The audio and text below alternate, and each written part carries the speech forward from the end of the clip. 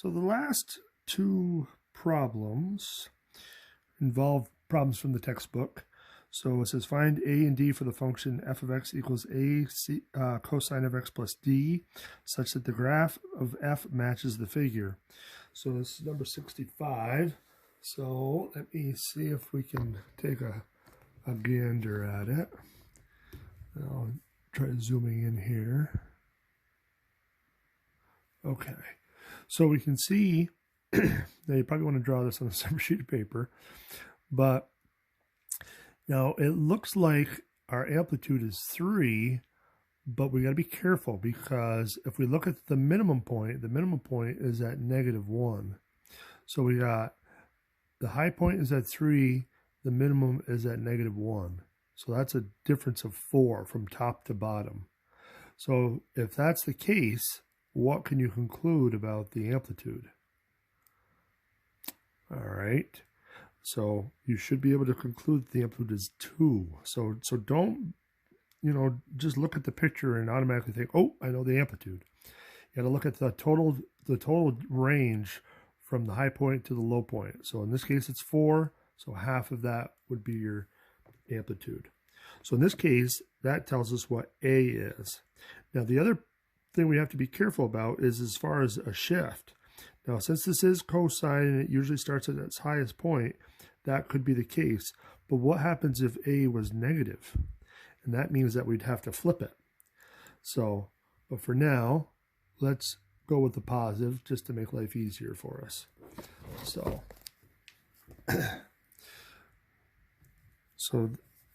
again, if we just kind of draw a rough sketch of it. 1, 2, 3, 1. Let me see here. 2. So it kind of does something like this.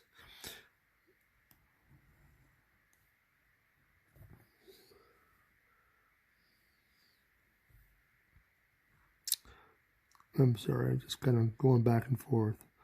So it looks something like that. So we said that A has to be equal to 2 in the one case. All right, so that's part of it. Now we want to make sure we know what the period is. So the period, it kind of looks like, well, if we looked at the other half of it, it kind of goes like that. So if the scale on the x-axis is pi over 2, so each one is pi over 2, so this must be pi, and this must be 3 pi over 2. So working in reverse, we got negative pi over 2, and then the low point would be at negative pi. I know I'm writing a little small, but hopefully you can see it. So we got from low point to low point, it looks like we got pi and then another pi, so 2 pi. So a period is equal to 2 pi, which then forces B to be equal to 1. So there's 2 of the variables. So now the last one is D, and remember that's going to be our vertical shift up or down. Now since we know the amplitude is normally 2 and it's shifted up just 1 unit, D must be equal to 1. So that looks like it'll be our answer. So A is 2, B is 1, and D is 1. So let's take a look at the last one. The last one is number 71. So again, let me deal with my textbook again. Let's zoom in a little bit. So this one wants you to find A, B, and C, and we're talking about the sine function. So now we want to kind of start in the middle of it and work our way across. So in this case, if we want to go up to start with, we want a positive A essentially.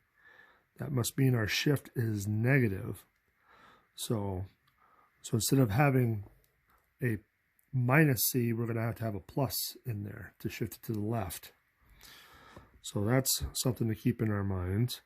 And now looking at our scale, it looks like 1 unit is pi over 2 again. So we should be able to make some deductions from that. Zoom back out. So I'll just try to draw a quick sketch. 2, and it looks like it goes up to 2.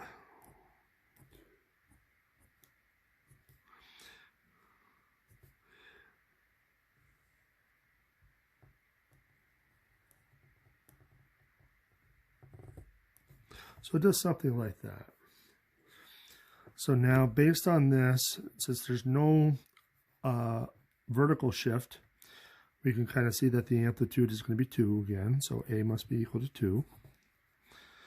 And so then our B is going to correspond to our shift. And now we said 1 dash is pi units.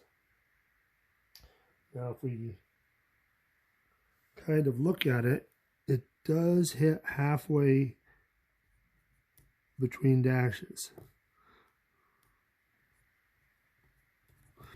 So if it's hitting halfway between dashes, the shift, which in this case is C over B, looks like it's going to be equal to a negative pi over 4. It's only shifted to the left a little bit. But remember, the whole thing, C over B, is going to be equal to that. All right, so we're going to have to do a little bit of thinking here to figure out what C and B are. But let's take a look at the period. So the period, in this case, we can kind of see if we shifted it to the right a little bit, back to starting at 0, it's going to look like it's going to end at 3 pi over 2. If I look at it again, nope, scratch that. It looks like it's going to end at 2 pi again. Here, I'll show you.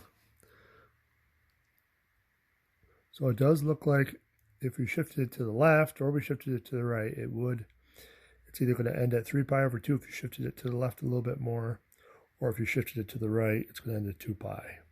So 2 pi looks like it's the period. So same as the previous one, that forces B to be equal to 1. So if B is equal to 1, that must mean that C is equal to negative pi over 4. So now we should be all set. So A is 2, B is 1, and C is negative pi over 4. And that's all they want. So it's just a twist on this whole process, in finding your variables that affect your sine and cosine functions. So that wraps up 4.5. So next we're going to be looking at applications of sines and cosines in section 4.8. Stay tuned.